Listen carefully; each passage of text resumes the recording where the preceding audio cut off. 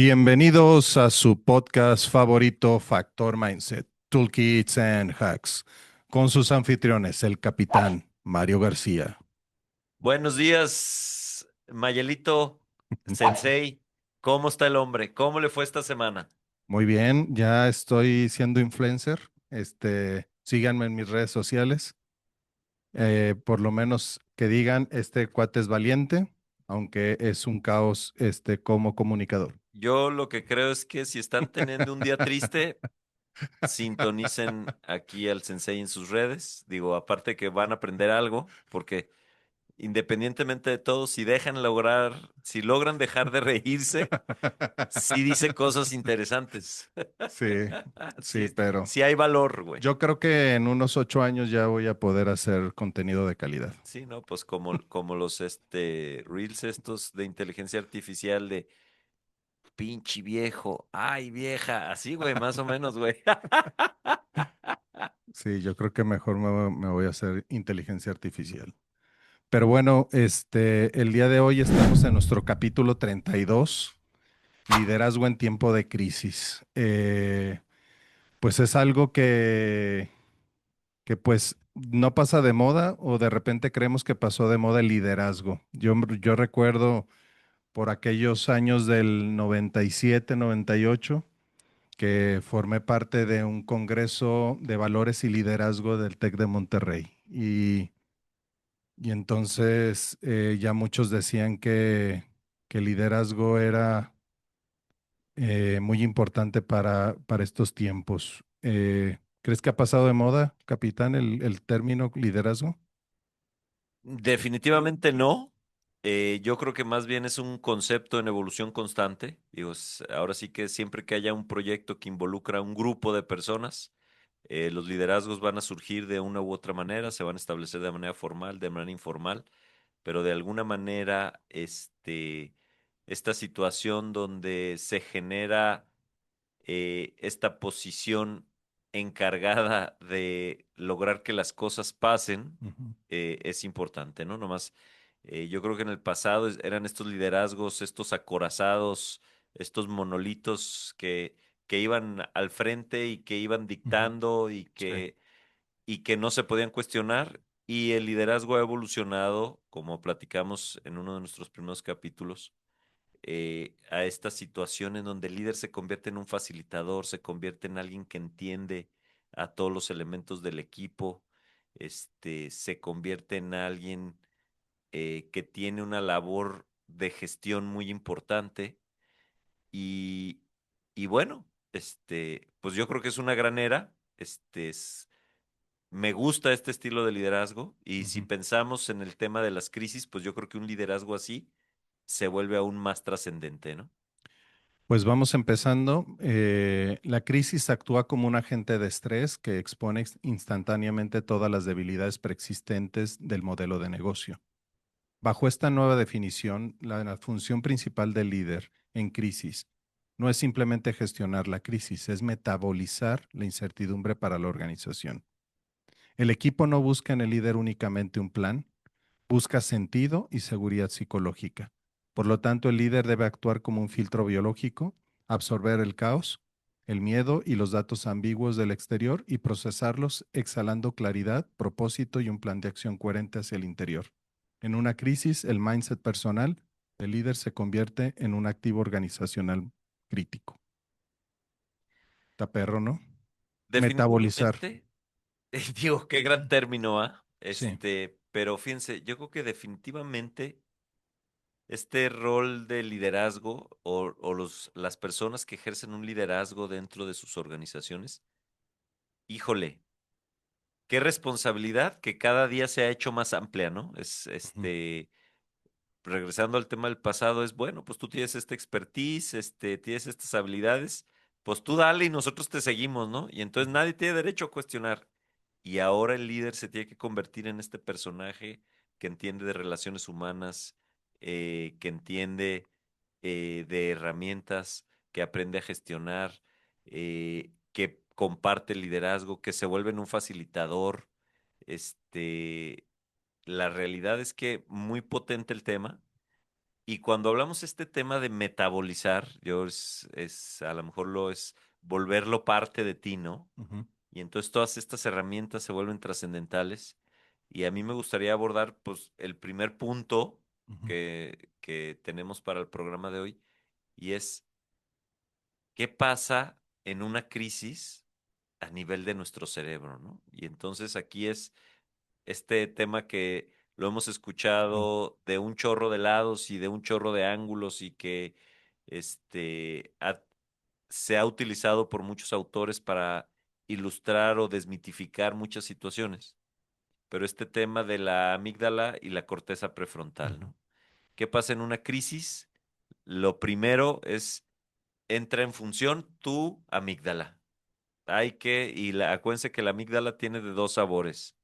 O hay que huir o hay que luchar. Pero ujú. entonces te genera este tema emocional de supervivencia, en donde, híjole, hay que luchar o hay que huir de aquí porque nos van a matar.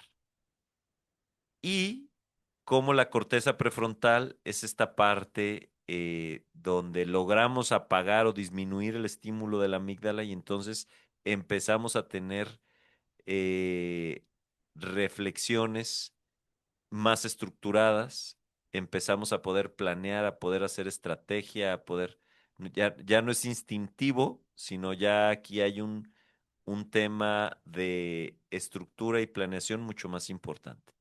Y entonces ahora sí vamos a pensar qué pasa en una crisis, ¿no? Y entonces lo primero que se prende, pues es la amígdala. Sí. Y entonces ahí sí, lo primero que se prende es la amígdala y si eres el líder, híjole, pues la misión número uno es, muy bien, o sea, ya te diste cuenta que, que estás en crisis, qué padre, yo creo que la amígdala se prenda, sirve para esto, se incendiaron todas las alarmas, pero es súper importante que logres switchar a tu corteza prefrontal. ¿Por qué? Porque si eres el líder de la organización, te toca pensar. Oye, si pensamos en una startup, pues hay gente que creyó en ti, que le está apostando a tu proyecto, que probablemente hay un ingrediente muy importante de cómo se creó el modelo de negocio, cómo se designaron las labores, cómo se distribuyeron las responsabilidades. Y entonces todo el mundo está expectante de lo que este líder va a hacer, ¿no? Entonces, muy importante que logres switchar de este tema de alarma, fuego, bomberos, a decir, muy bien, es momento de pensar, ¿no? ¿Qué opinas? Fíjate que no sé si has escuchado este término de el líder no falla, eh, que no se te note el miedo. Yo recuerdo muchas anécdotas que me platica mi papá que llegó, pues tú sabes que tiene un problema de asma y llegó a tener una oxigenación muy, muy baja, peor que COVID, y llegaba, le inyectaban cortisona, sentado y seguía trabajando, ¿no? Entonces él no se tenía que mostrar débil a la gente.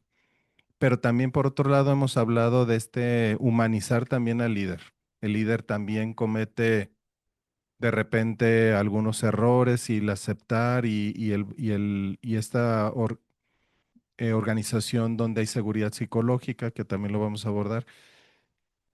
Ahora con esta ambigüedad, o podría parecerse ambigüedad, el líder que tiene que tomar las cosas con mucho más calma, que tiene que sentarse y no entrar en pánico, ¿cómo podría intercalar también estos conceptos? Fíjate que creo que tocaste un tema central, este, este rollo de Amy Edmondson y la seguridad psicológica es básico, ¿no? Pero yo creo que aquí lo que está central es cómo visualizamos los errores. Y entonces, en una situación de crisis, la posibilidad de equivocarte Ujú. es grande. Sí, La incertidumbre es grande. Y entonces, eh, si eres el líder, híjole, una, yo creo que tienes que actuar te vas a equivocar o probablemente te vas a equivocar y más adelante vamos a ver algunos temas que pueden ayudar en esto. Pero entonces yo creo que tú tienes que ser el primero en aceptar y en generar esta situación donde está bien, necesitamos generar ideas, necesitamos todos pensar, necesitamos aportar y lo que nos va a pasar en este proceso es que vamos a aprender, ¿sí? Y entonces esto es básicamente el concepto de seguridad psicológica. Oye, en los liderazgos de hoy esto es básico, o sea, por eso ahora el líder hoy más humano, más, a mí se me hace mucho más poderoso, ¿no? Ujú, Esto que tú comentas de la era en la que probablemente a nuestros padres les tocó liderar proyectos, pues era un tema de el acorazado, cabrón, y ujú, entonces ese sí no se puede doblar ni un segundo, mientras que ahora incluso es importante ujú. que tu gente, tu equipo, vea cómo tratas con el error y que vea que te puedes poner vulnerable y que vea cómo esto se convierte en una oportunidad y cómo es importante más allá, porque también cuando te equivocas, la amígdala se dispara, ¿no? Y entonces es este tema del sentimiento y entonces, híjole, mejor me meto debajo de una piedra porque ya me equivoqué y entonces todos me van a apedrear y no quiero que me apedreen, ya no va. El líder tiene que tener esta capacidad de decir, muy bien, aquí está, estos son los hechos, hoy estas acciones no jalaron, que aprendimos esto, porque la gente tiene que ver esto. Entonces, tener esta capacidad en tiempo de crisis es muy importante. ¿Por qué? Porque muy probablemente en el entorno incierto de una crisis, y vamos a ver que hay niveles de incertidumbre, este, pues algunas decisiones te vas a dar cuenta que no son las mejores. Entonces, en lugar de generar este ánimo de chin, ya todo valió o huyamos, hay que generar este ánimo de aprendamos y vamos a lo que sigue, ¿no? Fíjate que ahora cabe mencionar, y ya lo hemos hablado en otros episodios, pero el sueño, la nutrición, el deporte, el mindfulness, un hobby, un pasatiempo, ya no es un lujo o un estilo de vida, ya es un elemento fundamental en la vida de cualquier líder para poder administrar la crisis y la inteligencia emocional, ¿no? eh, si estás, no estás descansado, no generas las endorfinas mientras haces ejercicio, no sabes respirar, no tienes un hobby donde haces que se relaje tu mente y a lo mejor te pones a armar un Lego, te pones a pintar, te pones a leer. Entonces, pues todo el tiempo está tu sistema en cuestión de alerta y por más que quiera tu cerebro, tu parte prefrontal, Corteza prefrontal. corteza prefrontal, por más que quieras controlar la emoción y meterle coco, si no tienes el sistema en una situación como de stand-by, así como cool, pues vas a explotar. Vas a explotar o te vas a quemar, ¿no? El Ujú. famoso burnout. Sí. Este tema de los niveles de cortisol altos, digo, evidentemente cuando la amígdala entra en modo emergencia, el cortisol se dispara. Ujú. Pero todo esto que tú mencionas, fíjense qué importante, ¿no? Y entonces, todo lo que tiene que hacer hoy el líder este tema de, oye, ¿será importante tener un espacio para que tu mente se desfogue? ¿Será importante mostrarle a tu equipo que es importante que todo el Sí. mundo tiene que ir a desfogarse? Ujú.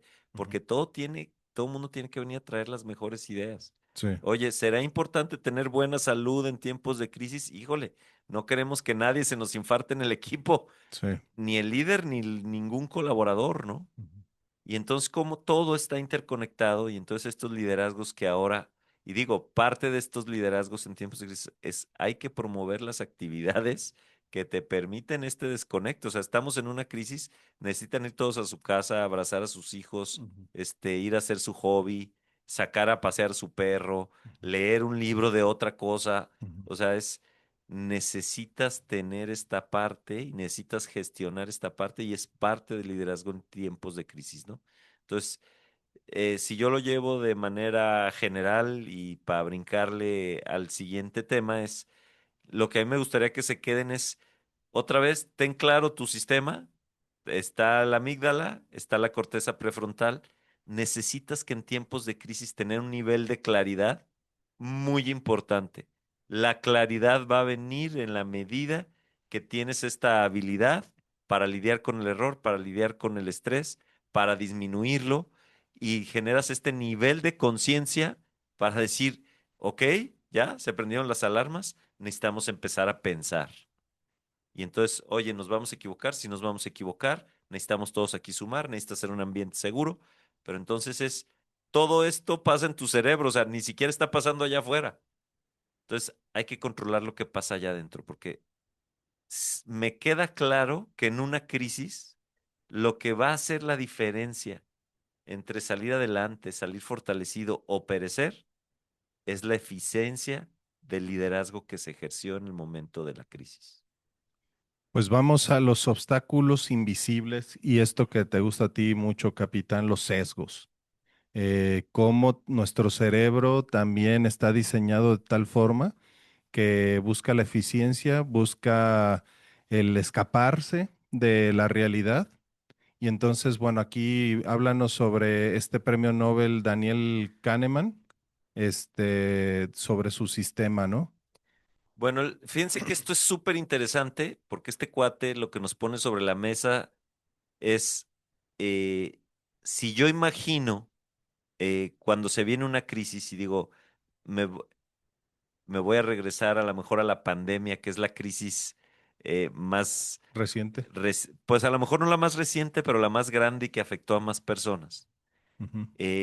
Yo no sé si ustedes se acuerden cómo reaccionaron ustedes y luego cómo reaccionó la gente que estaba en su mercado, incluso otros sectores de la empresa. Pero entonces hay tres sesgos que pone Kahneman sobre la mesa, ¿no? El primero es este sesgo que le llama sesgo de normalidad y entonces eh, el típico es un pico esto, es de momento, va a pasar, no nos va a pasar nada, nuestro nicho va a seguir y entonces esto te genera inacción, ¿no? Este bloqueo que te ayuda, que te incita a pensar de, está bien, güey, o sea, solo es un mal momento, todo va a pasar, vamos a seguir igual.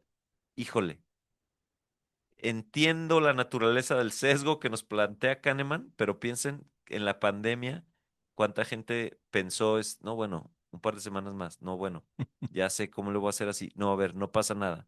No, yo estoy en un sector en donde no va a pasar nada. O sea, pensar que no va a pasar nada en una crisis es mala idea. Foco rojo, ¿no? Sí. Segundo sesgo, el comportamiento de manada, que también le pasó a mucha gente en la pandemia, ¿no? El comportamiento de manada es, oye, pues todos van a la derecha, güey. Hay que ir a la derecha. Oye, pero nos lo estamos cuestionando y se me hace que no. No, no, sí. Hay Ujú. que ir a la derecha, cabrón, porque todos van para allá. Y entonces, pues a lo mejor como mamuts al desfiladero, cabrón, pum, pum, pum, pum, uno tras otro, ¿no?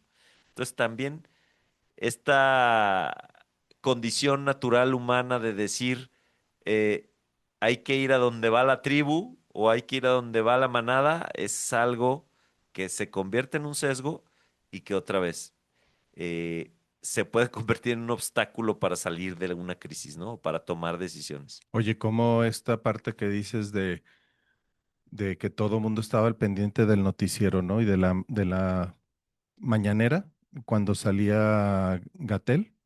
Entonces, ¿cómo se generaban estrategias y posturas y a nivel empresarial con, con la mañanera, ¿no? Y entonces decía, ay, güey, ya se murieron tantos.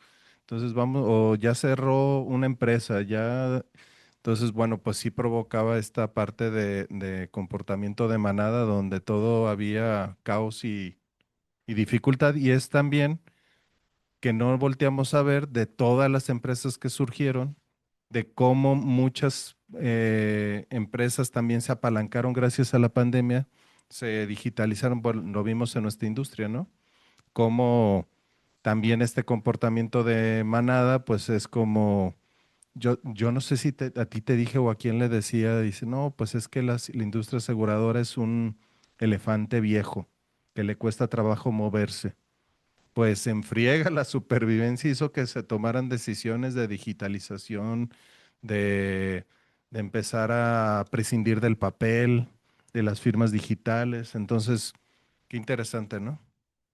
Totalmente. Y digo, es una mezcla, ¿no? Pero entonces es este rollo de que cuando estás en la crisis fíjense otra vez y le repaso, a mí no me va a pasar nada o vamos a donde todos van. Y el tercer sesgo que pone Kahneman sobre la mesa le llama la falacia de la ley de los pequeños números. Y aquí muy bien, a todos les está pasando, pero nosotros estamos en un lugar donde no nos va a afectar, ¿no? Ujú. Y entonces, hijo, ¿no?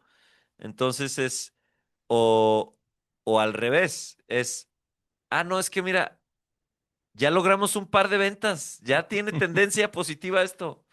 Entonces, este rollo de pensar que, que con poquitas cosas tú estás a salvo, también es mala idea, ¿no? Entonces, bien interesante este rollo de los sesgos, porque vuelvo al tema. Es el piloto automático, fíjense. Yo creo que una de las lecciones muy importantes del capítulo de hoy es, es bien importante que en una crisis prendas el modo manual, cabrón, prendas el estándar, le pongas modo sport, o sea, a veces hay que acelerar, ¿no? Porque ir en una crisis en automático, tu amígdala te va a jugar chueco, tus sesgos cognitivos probablemente te van a hacer tomar malas decisiones. Y lo más importante en una crisis, y digo, esto va contrario al chiste de cuando estás en una crisis marital, dices, no te muevas, no respires, no parpadees. No, aquí lo importante en una crisis es actuar. No, no te puedes quedar paralizado, ¿no? Y entonces tanto la amígdala como el tema de los sesgos te pueden llevar a acciones que no te van a conducir al mejor destino. Y en este mismo sentido, pues Kahneman plantea, así como les decíamos, hay que hacer conciencia y switchar a la parte de la corteza prefrontal.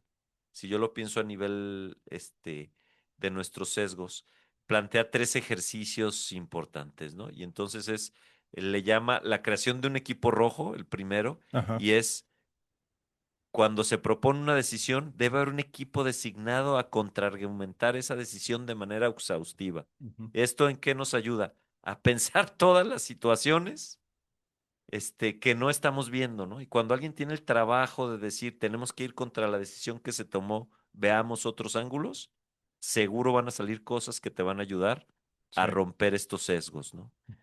Eh, eh, este rollo que denominan el análisis premortem, ¿no?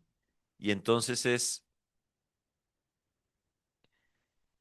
vamos a pensar que el plan falló catastróficamente. ¿Qué pasó? ¿No? Pero esto vamos a decir, poner las peores consecuencias que podría tener dentro de 6 meses tu plan de acción. Y entonces, ¿qué es lo peor que podría haber pasado? ¿De dónde salió? ¿De dónde vinieron las fallas? ¿Dónde están las vulnerabilidades? Esto te ayuda a evitar este tema del sesgo de manada, ¿no? Y entonces todos vamos para allá. Oye, ¿cuál es el peor costo de ir para allá, güey? Ujú. Vamos a suponer que la estrategia fue mal. ¿Qué va a pasar, güey? ¿Qué va a pasar con la competencia, con el mercado, con los consumidores? Todo esto, ¿no? Y el famoso análisis de premisas, que es eh, escribir y forzar a todo el equipo que está participando a escribir un número de aseveraciones con respecto a la decisión que se está tomando. Y entonces cuando yo te digo eh, necesitas justificar esta decisión con 5 o con 10 aseveraciones y luego las vamos a cuestionar rigurosamente, ¿no? Y entonces este juego, si lo analizan a nivel de lo que se pasa en su cerebro, es pura corteza prefrontal. O sea, la lección de hoy es la corteza prefrontal tiene que entrar en acción, cabrón. La amígdala sirve para prender todas las alarmas, pero luego necesitamos la estrategia y esa se va a generar en la corteza prefrontal. Fíjate que aquí, pues sí se requiere de mucha humildad de parte del líder, que cualquier decisión que él pudiera llegar a tomar, tiene que haber un equipo que lo va a cuestionar y va a cuestionar su decisión y va a encontrar diferentes ángulos de por qué pudiera haberse muerto esta decisión en un futuro o contradecir con argumentos por qué no tendría que salir este proyecto. Entonces, mucha humildad, pero al mismo tiempo aquí yo pongo sobre la mesa eh, un emprendedor, un líder de proyecto, un fundador. Normalmente es una persona optimista, una persona positiva. Está siempre en modo sí, como sí. Esto no podría transgredir esta positividad, este optimismo, al tener un equipo de cómo no, por esta razón no tendría éxito. ¿Cómo puede manejar un líder, capitán, esta parte de tener un equipo que lo ayude a ver el mapa completo, ¿no? Es que fíjate que aquí entra una parte, y digo, nos vamos a regresar a algunos capítulos, Ujú, donde por eso como líder es muy importante que tu equipo esté acostumbrado a cuestionarte, que tu equipo esté acostumbrado a que a veces te equivocas y puedes recapitular, a que las situaciones se pueden revisar, que, que vamos a decir, no es una palabra absoluta la de el jefe, ¿no? O ujú, la del dueño, o la ujú. del, sino que todo mundo desde su expertise y desde su perspectiva puede aportar y puede cuestionar. Y entonces, si ahora yo la traigo al tema de la crisis, este, pues es súper importante este tema de, imagínate que ahora te digo, bueno, muy bien, vamos a hacer un ejercicio donde todos van a cuestionar esta decisión y nadie está acostumbrado a cuestionar. Sí. Pues la posibilidad de que ese ejercicio sea exitoso o, o vamos a decir, esté mermado por el miedo a ser señalado, todo este tema es, no, hombre, aquí es importante que todo mundo diga lo que ve con sus ojos. Ya será cuestión del líder evaluar si es alguien que está aterrado o si es alguien que está fundamentando su razonamiento, si el razonamiento es valioso, pero es súper importante que todos aporten. Pero entonces imagínate que estás en una organización donde la gente solo está acostumbrada a operar y no a aportar. Ahí tienes un gran problema en una crisis, porque en la crisis evidentemente necesitas que operen, pero necesitas que aporten, necesitas ojos. Muchas veces tú estás tan cansado, estás tan sesgado, o puede pasar que estés aterrado, que puedas estar tomando una mala decisión. Necesitas que tus decisiones puedan estar cuestionadas. Pues vamos continuando con esta exploración de líder en crisis. Y viene un tema hiper interesantísimo. Cuando lo leí, la verdad es que ahora sí no me pasaba ni por nada del mundo el concepto de antifragilidad, más allá de la resiliencia. La resiliencia ha sido uno de los elementos fundamentales para sobrevivir la pandemia, que tiene que ver la resistencia hacia el estrés y todo lo negativo y cómo le pones buena cara al mal tiempo. Pero viene este filósofo analista Nassim Nicolás Taleb con este concepto de antifragilidad. El líder tiene que ser antifrágil. ¿Cómo encontrar un punto medio entre ser frágil y resiliente? Y fíjate, yo creo que no es un punto medio, es la siguiente frontera, ¿no? Ujú, Y digo, aquí lo pongamos, bueno, pues la fragilidad como tal, si lo pensamos en el otro extremo, este, de esta línea, pues es este tema y cuántas veces lo hemos visto, el líder se rompe ante la crisis, ¿no? ujú. La organización se rompe ante las crisis y entonces ya nos cargó, ya, chin, échenle gasolina, quemen todo y vámonos, ¿no? Y digo, es muy interesante, pero me regreso al tema de la pandemia, que fue la última crisis global importante. Desafortunadamente hubo mucha gente que se quebró así. Sí, Hubo negocios que estaban arrancando, hubo negocios que estaban bien establecidos, que dijeron, ¿sabes qué? Es tiempo de sacarle aunque sea algo. Vámonos a nuestra casa con algo de dinero a abrazar a nuestros seres queridos y a esperar a que nos cargue el payaso, ¿no? Ujú. Y entonces dices, no, hombre, pero entonces es esta posición frágil, ¿no? Entender cómo el estrés te rompe, te saca de balance y decides ceder. Y el siguiente estado deseable, pues es la resiliencia, ¿no? Y esta, pues todos la entendemos claro, y es esta capacidad de sobrevivir a las crisis. Y entonces, este, el ejemplo de resiliencia de nuestras épocas jóvenes es Rocky Balboa, ¿no? A la lona y se volvió a parar, mano, Sí. bien reventado, el Love you, Adrian, ¿no? Bien reventado y se volvió a parar y se volvió a parar hasta que acababa ganando las peleas.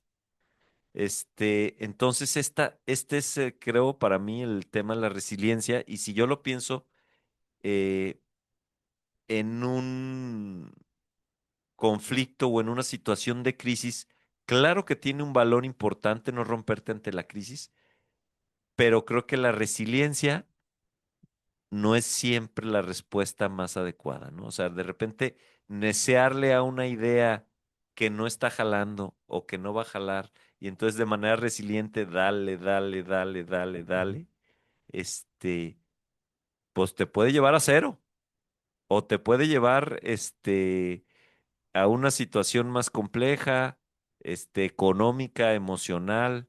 Digo, ¿cuántas veces hablamos? Y aquí me regreso a nuestros tiempos de desarrolladores, Ujú. de que una misión muy importante era poder decirle a alguien cuándo se tenía que bajar del proyecto de ser agente, ¿no? Sí. Oye, para que no se fuera con una crisis financiera terrible, para que no se fuera con una crisis emocional terrible. Y digo, yo no sé cuántas veces nos habremos equivocado, yo creo que no teníamos el termómetro tan desarrollado en aquel tiempo, No, es muy complicado. pero tenías esta claridad de que, y para mí lo rescatable de esa situación es que a exceso de resiliencia podría generar ciertos problemas, ¿no? Y entonces llegamos a este concepto de Nassim Taleb de la antifragilidad. Y entonces el antifrágil es aquel que ante el estrés termina fortalecido. Dices, ah, hijo, ¿y eso cómo me lo desayuno? ¿Dónde compro pastillas para hacerme antifrágil? Pero entonces y ya cuando lo traigo al ámbito empresarial, creo que hemos visto muchos ejemplos. Cómo a veces una crisis que impacta una empresa o que impacta una industria termina trayendo cosas mejores. Pero entonces esta capacidad de ser antifrágil. El famoso se crece ante el estrés. Oye, encontró una puerta o desarrolló una estrategia que le permitió volverse mejor. En su momento, en algún programa hablábamos del ejemplo de Fuji, ¿no? Que todos Sí. pensamos en Fuji, en los rollitos para revelar y en tema de fotografía. Cuando hoy el negocio más grande de Fuji son los cosméticos. Y entonces, ¿cómo? Pues cuando se vino la crisis de esas cosas, todo se volvió digital, pues hubo negocios que se colapsaron, podemos pensar en Kodak. Y entonces, ¿cómo estos cuates, a través de la química que usaban en el revelado y todo este tipo de cosas, las impresiones fotográficas, se dieron cuenta que podían desarrollar otro tipo de cosas, desarrollaron una línea de cosméticos y hoy es su línea más grande de negocio. Eso precisamente es la antifragilidad, ¿no? Y entonces, si yo me remonto al tiempo de la pandemia en la industria en la que estamos, Ismael, pues yo recuerdo cuando nos vimos a la cara y dijimos, ¿cómo que ahora hay que vender? O sea, primero era capacitar, pero como sea, capacitar estuvo fácil, ¿no? En línea. Y digo, fácil entre comillas, pues aprendimos a usar la herramienta. Gracias a Dios sabíamos usar PowerPoint, entonces ya el rollo se nos daba, entonces pues podíamos sentarnos 2 horas diarias a tirar rollo en las capacitaciones, ¿no? Y ahora vamos a hablar de esto y ahora de esto y chiquitibuna la bim bomba. Y entonces estaba padre, pero luego cuando ahora sí, hay que ir a A vender vender en línea, en la madre. ni nosotros lo creíamos.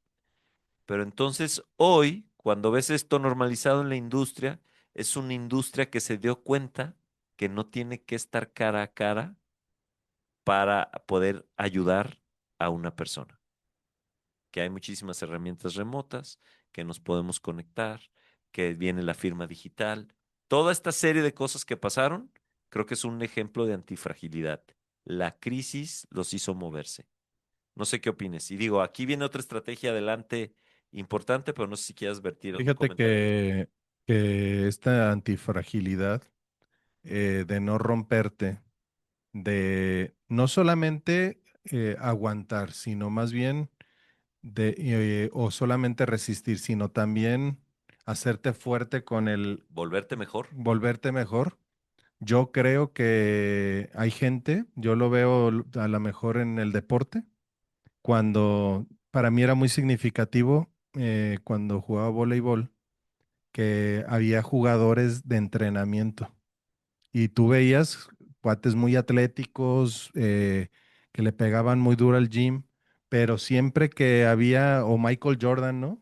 Cuando era el último tiro o era el que estaba comprometido al ganar o perder, o sabes qué, pues quién le va a pegar, quién va a rematar la última clavada del partido, ¿no? Y entonces decía, no es el más, es más, ni siquiera estaba en su mejor forma física, pero la mentalidad que tiene este ser de luz, de decir, échamela, ahorita viene la última jugada, dame el balón.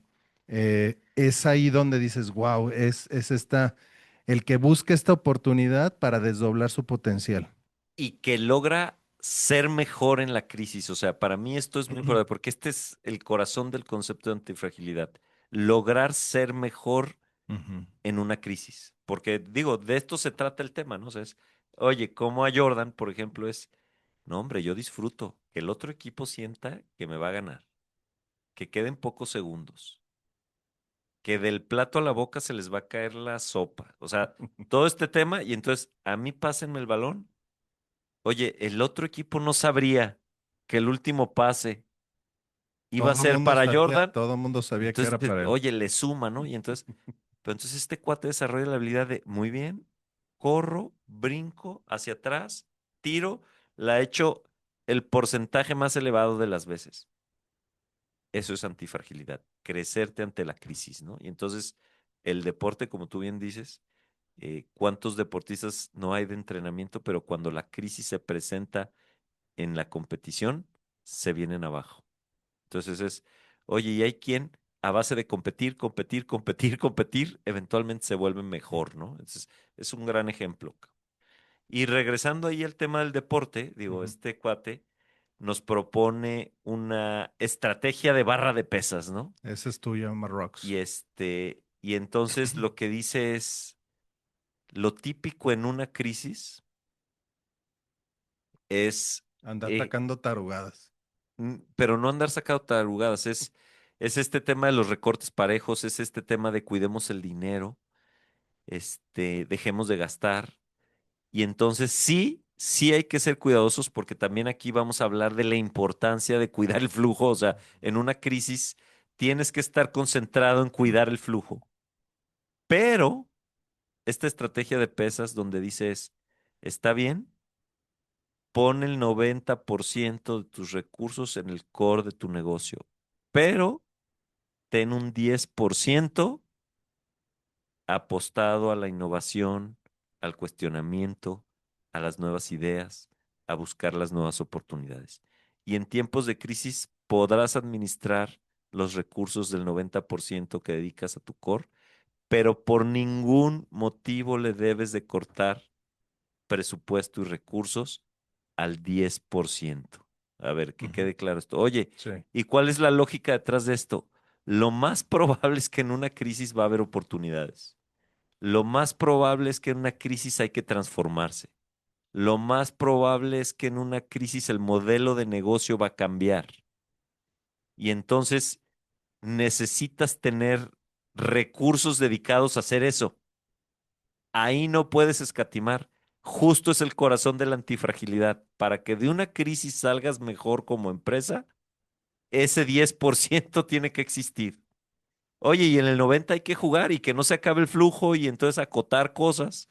Pero entonces, digo, yo recuerdo perfecto este tema de repente en algún lado donde vamos a recortar el 20% del personal a todos los departamentos por parejo. No, güey. O sea, al de innovación no, por favor. A los que están encargados de crear el siguiente sistema, incluso a lo mejor van a necesitar contratar, güey. Vas a necesitar traer un talento de fuera. Pero entonces esta estrategia de barra de pesas lo que dice es, muy bien, eh, este músculo que tienes que desarrollar donde está el 10% ahí no escatimes, no le bajes a las pesitas ahí. Al contrario, hay que apostarle, porque eso es lo que te va a permitir vencer la antifragilidad, ¿no? Entonces, oye, en el 90% vas a buscar hacerlo lo más robusto, buscar que sea eficiente, ahí cuando te hablo de administrar el flujo de efectivo, y el 10% que es una apuesta, que es especulativa, es la innovación y la experimentación, ahí probablemente está la manera en la que vas a salir avante de la crisis, ¿no? Entonces, ahí por favor no hay que recortarlo. Y bueno, pues continuemos con esta parte de la fortaleza mental.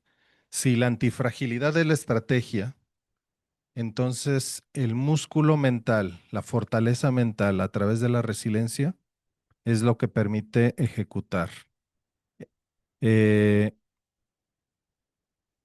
¿cómo, cómo de repente, y fíjate que son de las cosas que a lo mejor ya no estamos haciendo viejos, capitán, pero de repente yo veo en las instituciones educativas que le dan mucho valor a la parte técnica, a la parte teórica, al aprender modelos, eh, pero no hay esta parte de fortaleza mental, o solamente se da la fortaleza mental en el momento, en este momento de crisis, ¿no? Que tú decías, oye, ¿cómo se genera esta antifragilidad? Jugando, jugando, jugando, jugando, jugando, y eventualmente yo de repente le digo a Ian, oye, ¿y no te pones todavía nervioso? Y dice, pues papá, estoy jugando desde los 4 años.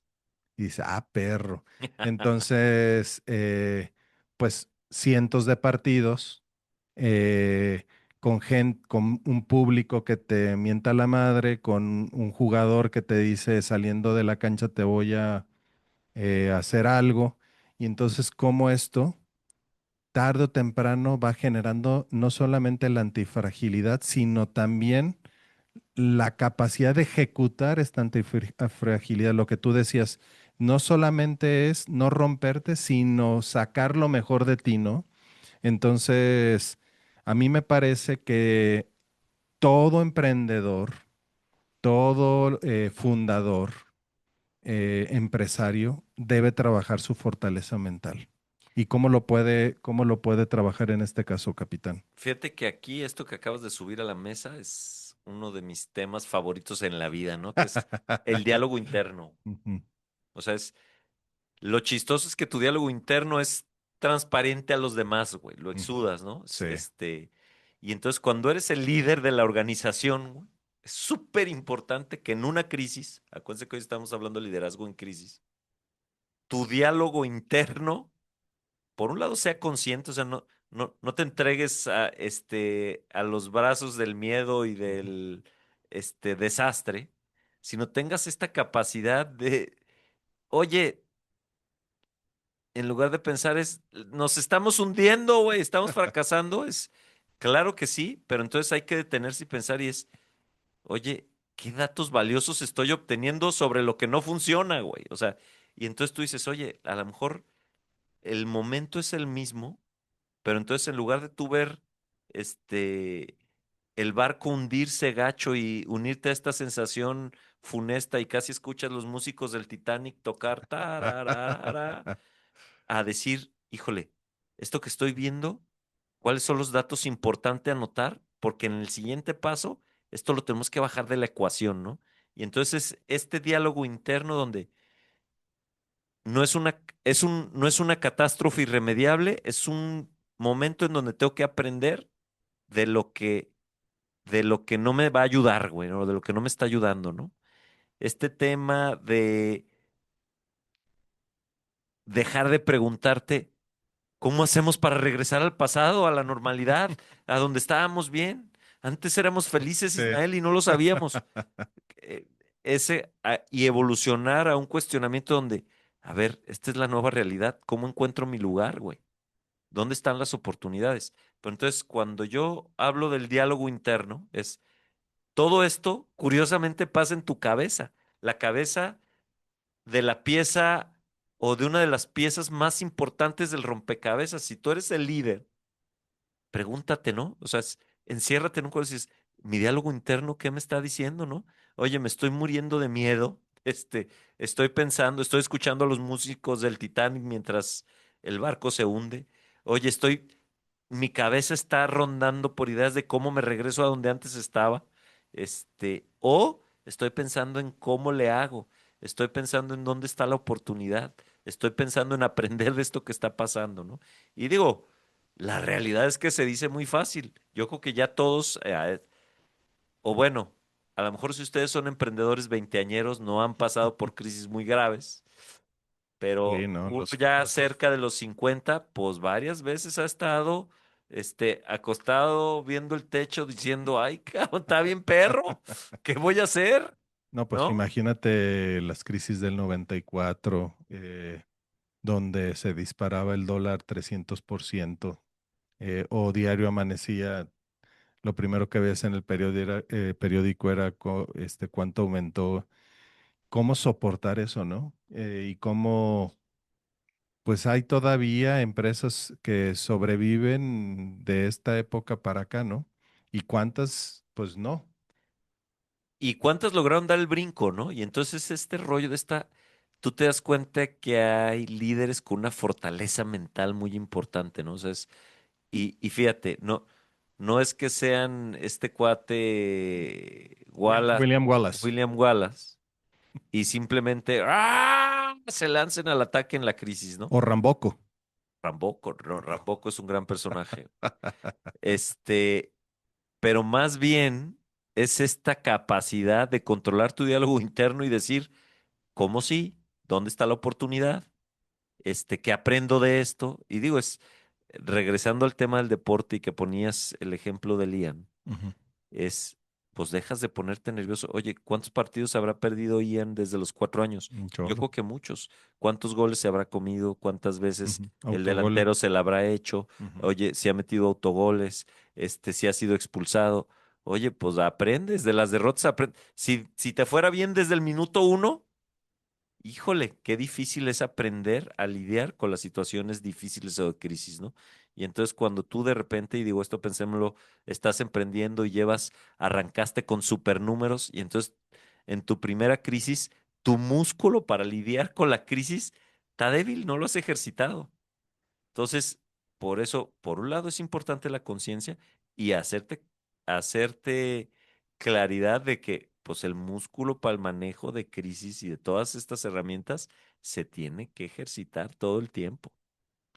Y bueno, ya empezamos, ya hablamos un poquito de esta mentalidad de un líder en tiempo de crisis. Es momento de darles algunas herramientas que encontramos para poder tomar mejores decisiones, cómo poder, ahora sí, ya con modelos, empezar a ejecutar toda esta parte. Y vamos a trabajar ahora con los frameworks de toma de decisiones táctica, que esta parte que habla Dave Snowden, Ujú. eh, de creación de sentido, sense making, que identifica 5 dominios de problemas. O sea, cómo ahora sí ya identificamos que hay una crisis, ya identificamos que hay que tomar calma, que hay que pensar, que el neocórtex tome el control sobre la situación, que ahora sí tenemos que sacar al Ramboco. eh, No tiene que entrar Marroco, The Wise One, y ajá, Ramboco, no. Ese luego está para operar, pero el mago blanco. es correcto, es correcto. Entonces, ahora sí, capitán, herramientas.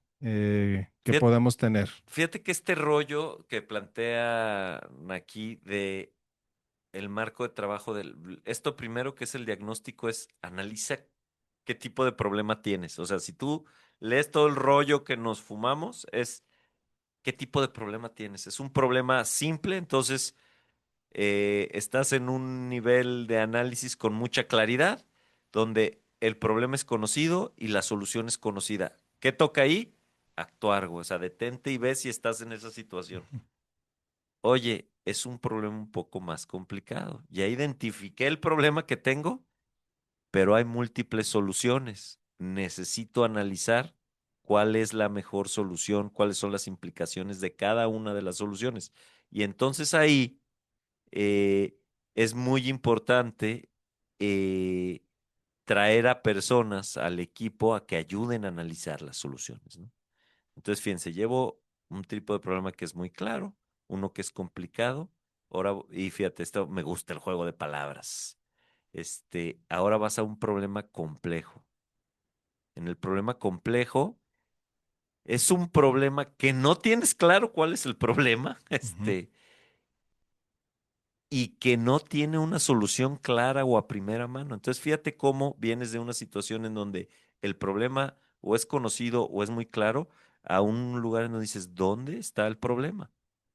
No tengo claro, no puedo definir exactamente cuál es el problema y por lo tanto, pues la solución no va a ser clara. Y entonces, ahí sí hay que traer a un equipo, este, a pensar y a revisar la situación. Y entonces lo primero que tienes que encontrar es más o menos darle forma al problema para luego poder empezar a pensar en estrategias de acción. Y entonces tú dices, oye, ¿y se puede poner peor? Sí. Oye, puedes estar en un entorno caótico donde ya la crisis es existencial, donde hay una alta turbulencia, ¿no? Y entonces ahí sí es, me queda claro que nadie está pensando con claridad, ¿no? Y es lo natural, ¿no? Eh, Todo el eh, mundo corriendo en no sé si te platiqué, a ver si no me agarra madrazos Michelita, ajá. pero estábamos De en todos el modos te agarra madrado sí, seguido. Mm. estábamos en el TEC y empieza a temblar. Ah. Y pues ella acciona rápido ante esta situación. Le tocó el temblor del 85. ¿Qué año fue el de Ah, no, Ciudad de bueno. México? Sí, no. ochenta y Híjole, creo que cinco sí fue en creo. el 85, sí, está Pues a ella horroroso. le tocó en la Ciudad de México vivirlo, entonces No, obviamente es Denise. ultra mega sensible a los temblores. Bueno, fue tan caótico el rollo del temblor que salió corriendo y cerró la oficina y dejó todos adentro. Ahí en DAE, este, porque decían, bueno, parte ¿cómo se llama? Cuando tomas estos modelos, ¿no? ¿Cómo se llama? Cuando haces el escenario del temblor que te ponen a practicarlo. Ah, un simulacro. Un simulacro, pues es salir a la zona de seguridad, cerrar oficinas, y entonces salió corriendo y encerró a Cumplió todos. lo del simulacro, nada más no dejó salir a los demás. Entonces, es que es lo que pasa, ¿no? Cuando hay un caos, pues todo el mundo sale corriendo para todos lados y empiezan, todo el mundo a opinar o a transgredir. Justo, y digo, fíjate, estos cuatro niveles, ¿no? Y cuando llegamos al tema del caos, es que el problema es que no hay un camino de actuar definido, ¿no? Y entonces ahí lo primero es tomar el control de tus emociones y pensar cómo controlo la situación, luego cómo estabilizo y luego me pongo a analizar. O sea, no puedo, no puedo tomar un plan de acción claro eh, antes de haber analizado, ¿no? Y entonces aquí, si me regreso o trato de resumir, bueno, pues cuando el problema está claro o es simple, lo que vas a hacer es vas a aplicar la mejor práctica. Oye, cuando el problema es complicado, pero ya lo tienes claro el problema, y hay varias soluciones, aplicas el análisis de expertos, ¿no? Oye, cuando el problema es complejo y entonces dices, híjole, no tengo claro exactamente el problema y ¿Por menos dónde? la solución, entonces lo que toca es experimentar y observar con Ujú. cierta cautela, ¿no? Oye, cuando ya estás en medio del caos, y yo creo que la pandemia gradualmente se fue convirtiendo en un caos, porque no sé si te acuerdas de primero nos dijeron, bueno, una semana, bueno, tres, Sí. y ya de repente ya cuando se hizo evidente ¿Cuánto que tiempo no íbamos fue? a Ya estar ni me bien. acuerdo. Híjole, pues nosotros ¿Fue creo más que de un año? es que depende en qué sector estuvieras, pero yo sí recuerdo que el edificio donde nosotros trabajábamos, no sé si te Ujú. acuerdas, duró un poco más de un año nuestras oficinas cerradas. Y digo, ya había otros negocios trabajando, Sí. nosotros nos aventamos un año sin pisar la oficina. Sí Y fue estuvo, muy interesante. qué rápido pasó, Pero pero sí bueno, fue. ¿en qué pasa en un dominio caótico? Bueno, pues lo que toca es este tema de, oye, hay un caos, cabrón, hay que ver cómo controlamos, fíjense, controlamos, no vamos a solucionar, controla el caos, estabiliza y luego ponte a analizar, porque para que puedas tener un tema de cuál va a ser la decisión o cuál va a ser la estrategia a seguir, pues tienes que llegar primero a esta fase, ¿no? Entonces, es muy interesante y digo, esto que plantea aquí, Dave Snowden, pues al final del día es, ten claro el nivel de problema que tienes, vato, en qué situación estás. Y entonces en función de eso, es muy claro lo que hay que hacer, ¿no? Y entonces aquí pasamos a otro que también me parece súper fregón, A mí y me es encanta ya este. el tema de ejecutar. Como primero tengo una fase de diagnóstico y luego tengo una fase de ejecución. Y entonces el diagnóstico tiene que ver con generar claridad de qué tipo de problema tengo, o si tengo claro cuál es el problema, o si tengo que tranquilizarme para ver y analizar cuáles son los problemas. Pero luego viene esta parte de la ejecución, ¿no? Que aquí nos sugiere un acrónimo, a ver si nos lo logramos aprender, que es No, este. ODA, ¿no? Y Ujú. entonces en este marco es observa, orienta, decide y actúa, ¿sí? Y esto se vuelve un bucle. Y entonces, bueno, orientarse tiene que ver con, pues, ¿para dónde es? ¿Dónde estoy y para dónde es? Güey? ¿No? ¿Dónde estoy y para dónde es? Oye, ya logré orientarme. Oye, por eso ayuda mucho que la primer fase o el primer que seas entiende el problema. Eso lo que estás haciendo es orientarte, ¿no? Este, observa, oriéntate y luego decide. Oye, pues ahí es donde vas a elegir tu estrategia.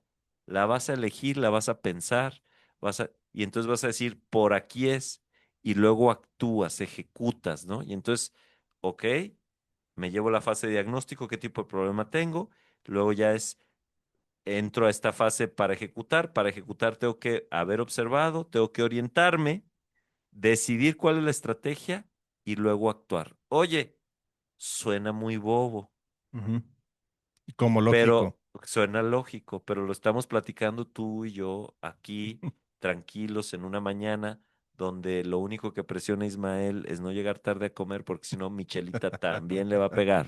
Sí. Este, eh, pero lo estamos decidiendo con mucha calma, lo estamos platicando con mucha calma. Pero ahora piensa tú el momento de crisis donde todo se empieza a apretar, donde tus clientes te dejan de pagar, donde el mercado deja de consumir, donde tu producto tiene alguna falla, y entonces ahí ya no tienes esta calma. Y entonces esto que suena aquí tan lógico es, si oye, logras instalarlo en tu acervo de herramientas, si llega ese momento es probable que digas, no, no, espérate, en la desesperación puedas ir por este recurso. Este es el momento para pensar en este tipo de recursos que suenan tan lógicos y tan simples. Porque entonces en la emergencia dices, detente. A ver, primero necesito saber cuál es el nivel de problema que tengo, y entonces me acuerdo que tengo este marco, tengo estas cuatro clasificaciones, ¿qué nivel de problema tengo? Oye, ahorita me acordé. Digo, es tan fácil ver el pasado y ver todo lo que se pudo haber hecho.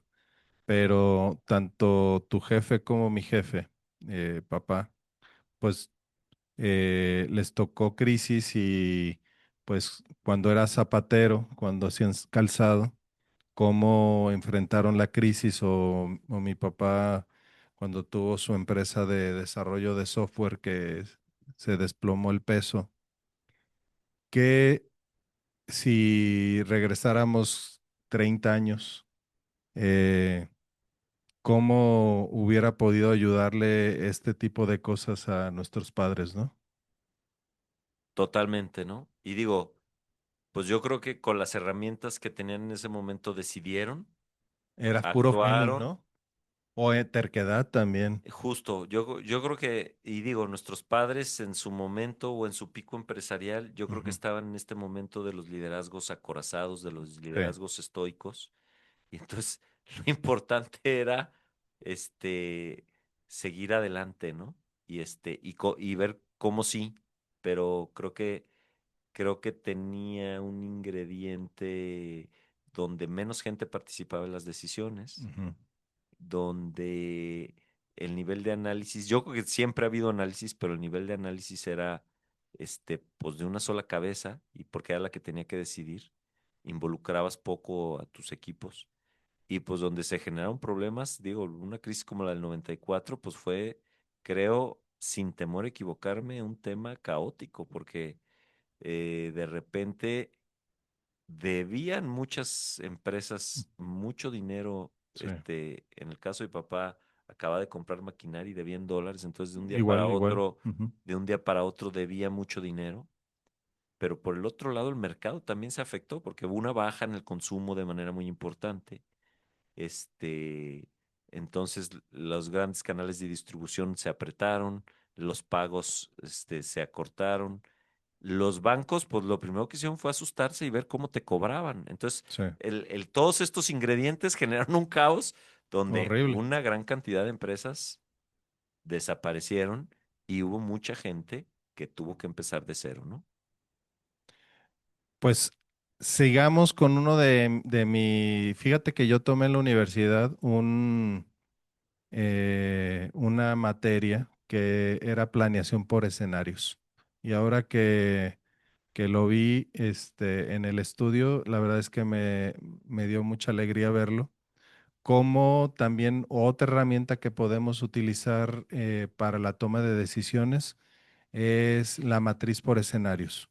Entonces, cómo planificar también estas crisis a través de tres escenarios. El base, el desafío y la oportunidad, el negativo, el positivo y el lo más probable.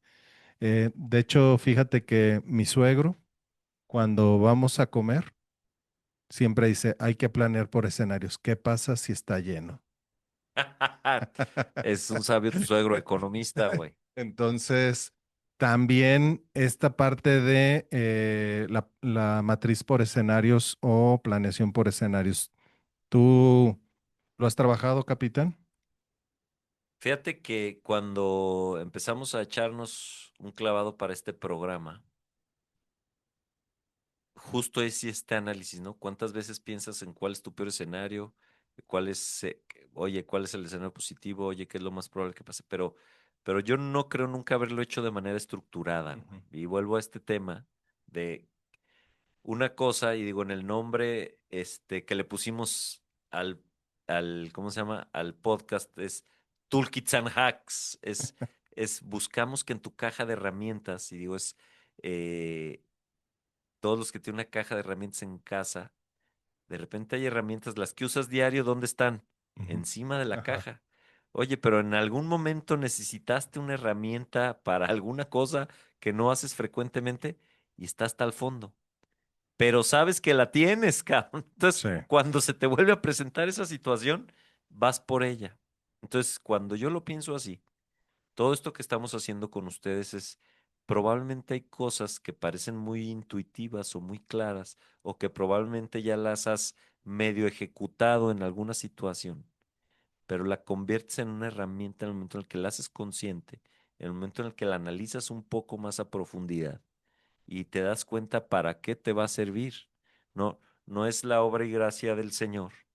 Este, yo creo que todos, aquel que decide emprender tiene un nivel de truchez superior al mercado. Y entonces Truchés, eso te ayuda, está buena. eres más trucha, Sí. este, pero el hecho de que Eso tengas también es una dañino. caja, claro, que tengas una caja de herramientas clara este, es, es muy valioso y es muy potente, ¿no? Y entonces me regreso a este tema del análisis en escenarios, y las matrices de los escenarios. Oye, cada escenario tiene una serie de variables, ¿no? Y entonces aquí, ¿qué pasa con el flujo? ¿Cuál es la oportunidad? ¿Qué va a pasar con el mercado? ¿Qué pasa con los clientes? ¿Qué pasa con la cobranza? ¿Qué pasa? Y entonces pensar qué pasa en el escenario más negativo con todas estas variables es, oye, pues el escenario más negativo sí nos puede llevar a reventar. Oye, en el escenario más positivo, no, hombre, vamos a salir fortalecidos, nomás hay que aguantar y cuidar estas variables que de todos modos en el escenario más positivo van a estar complejas. Oye, lo que más probablemente va a pasar, oye, pues este es el escenario por el que normalmente vamos a circular, ¿dónde nos va a dejar, no? Entonces, esta, yo me atrevería, no solo es el mundo empresarial, es en la vida, ¿no? Esta herramienta de siempre pensar en tres escenarios. Y fíjate que, digo, ya estamos llegando al término, todavía tenemos muchísimo contenido, pero creo que esto lo vamos a dejar para el libro, para que lo vayan a comprar. Ya estamos cerca de terminar nuestra primera temporada y estamos más de allá, más que allá que para acá. Pero esta parte a mí me parece que es la truchez, ahora sí, con, con modelaje, con herramientas, con técnica, el arte de pivotear, la decisión táctica de pivotear, cómo en el momento de crisis, todo esto que hemos platicado de la fortaleza mental, de la antifragilidad, de hacer el análisis de en qué tipo de crisis estamos. Ahora sí es momento de pivotear. Este está bien perro. Pues digo, está bien interesante porque es en qué variable y a dónde me voy a mover, ¿no? Y entonces oye, hay que generar un pivote de producto. Pues, oye, eh, ya tengo un mercado, pero necesito hacer un producto diferente, ¿no? Y entonces, oye, este, ¿cuánta gente consumía contenido en el Blockbuster, en el Videocentro? Y entonces, pivote de la industria, güey. Ujú, Va a estar un tema on demand, en línea y todo, y entonces era el mismo consumidor con un producto diferente, ¿no? Oye, pivote de mercado, el mismo producto vendido a otros mercados. Y entonces, esto es bien interesante porque normalmente lo más fácil es hacer negocio con el que ya hacemos, ujú. pero no nos preguntamos con dónde más es valioso lo que yo hago. Oye, ¿dónde puede hacer más diferencia? ¿Dónde puede haber más utilidad? ¿Dónde hay más demanda? Pero entonces el rollo de pivotar en una crisis de mercado, pues puede llevarte a descubrir un mercado que no está siendo atacado, que necesita un pequeño ajuste de tu producto. O sea, la realidad es que aquí hay muchas. Oye, pivotar en el modelo de negocio, ¿no? Y aquí tenemos muchos ejemplos, porque entonces, cuando tu negocio está, en poner publicidad en una plataforma, y entonces tú dices, aquí todo es gratis. Pero luego ya cuando dices, no, sabes que aquí ya tenemos una masa crítica y todo, y ya todo el mundo nos consume, nos necesita, vamos a pivotar a cobrar una membresía. Y entonces la manera en la que se ganan ingresos, pasas de la publicidad al tema de las membresías. Entonces, pivotar en tu modelo de negocio también es una situación que se puede generar en muchas situaciones. Oye, ¿por qué tienes que estar dispuesto? Porque si te fijas y digo, yo me regreso en lo que hemos charlado hoy y es esta capacidad donde, oye, si hablamos de la estrategia de barras, es tienes que tener un 10% abierto a lo nuevo. Oye, si yo me regreso a la antifragilidad, tienes que buscar la manera de salir más fuerte de la crisis. Y creo que aquí, esto que tú dices es, eventualmente todo esto va a pasar en la manera que tengas capacidad para pivotar. Oye, pregúntate si tienes que pivotar en el mercado, si tienes que pivotar de producto o si tienes que pivotar en tu modelo de negocio, ¿no?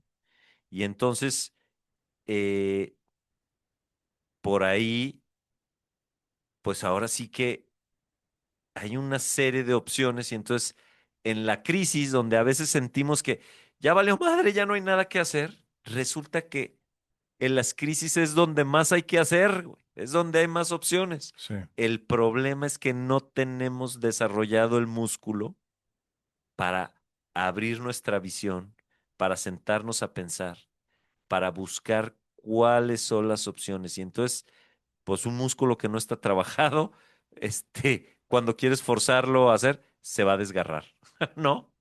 Entonces necesitas trabajar este músculo, tener clara tu caja de herramientas para que puedas hacer todo esto en medio de una crisis, porque ahorita estamos platicando aquí en la tranquilidad, nos a faltó un gusto. cafecito, Sí. pero cuando todo se está quemando, Michelita deja encerrada a todas las personas adentro de la Sí, oficina. sí. Salud, Michelita.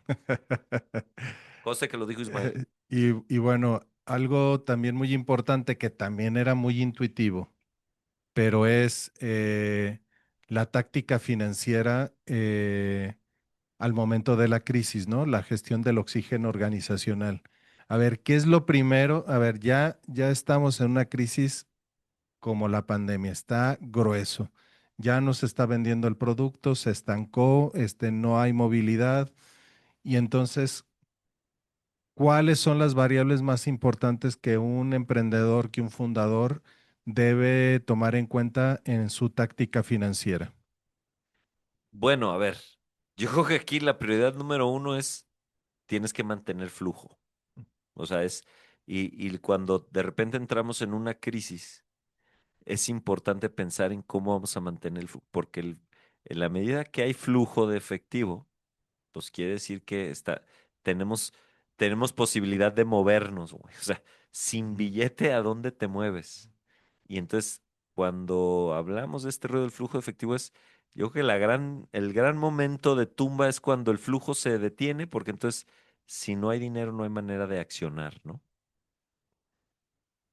Oye, entonces punto número uno, protege la liquidez. Punto número dos, ten claro que tienes que tener lana para financiar tus pivotes o apuestas. Y esto que acabamos de pivotar, ¿no? Oye, pues vamos a necesitar cambiar de mercado, necesitamos lana para esto. Oye, vamos a necesitar modificar el producto, necesitamos lana para esto. Oye, vamos a modificar para ahora movernos en nuestro modelo de negocio así, ¿sí? Entonces, ya protegiste que si haya flujo con ese dinero que tienes, ¿qué vas a hacer, no? Oye, pues el tema de cuentas por cobrar, pues hay que tratar de cobrar lo más rápido que se pueda. O sea, si yo te lo pongo así, es garantiza que tienes flujo, ten lana para poder moverte. Segundo es, preocúpate por cobrarle a todos los güeyes que te deben de la mejor manera y de la manera más efectiva. Esto puede implicar, este, quitas o descuentos, puede implicar, Plan de eh, pagos. un descuento, un plan de pagos, o sea, este tipo de cosas, pero otra vez, porque le pega directo al flujo. Necesitas que entre lana. No te aferres a, no, te voy a cobrar y te voy a cobrar con intereses y la chica, porque pues es la tumba de todos. Pues si no hay lana, o si está difícil la lana, y tú lo que dices es, te voy a cobrar más de lo que me debes, pues la posibilidad de que te pague se va haciendo más chiquita, ¿no? Ujú. El tema de gestionar las cuentas por pagar, mismo en el otro sentido es, oye, pues ve y negocia con los que les des y dice, oye, sí te pago, pero ¿qué te parece si hacemos este plan, si hacemos este descuento, este, pues, si te pago anticipado en cuanto, porque al final de cuentas es importante que en una crisis tengamos flujo, los demás tengan flujo y yo tenga flujo, ¿no? Para poder decir. Y por último, la administración de inventarios. Híjole, en una crisis estar atascado de inventario significa que tienes lana parada. Y si por algo la crisis significa no poder comercializar, híjole, creo que estás metido en un broncón. Entonces, tienes que tener muy claro cómo te afecta tu inventario, qué nivel de inventario hay que salir rápido, hay que salir a dar más barato, hay que ver cómo coloco, pero en general en un negocio, normalmente ahora todas estas cosas este, de todos estos negocios que trabajan con cero inventario, pues tiene la lógica también Ujú. de que no puedes tener demasiado dinero parado en tu almacén, ¿no? Entonces, cuando lo ves en ese tema, si lo vemos a nivel financiero, pues la prioridad número uno es mantener el flujo y tener lana para poder moverte en otra dirección. Y ya de ahí se desprende, pues cuida tus cuentas, ayúdate y administra bien tus cuentas por cobrar, ayúdate y no te atores con tus proveedores o tus cuentas por pagar y no tengas demasiada lana en la bodega porque entonces va a valer queso, ¿no?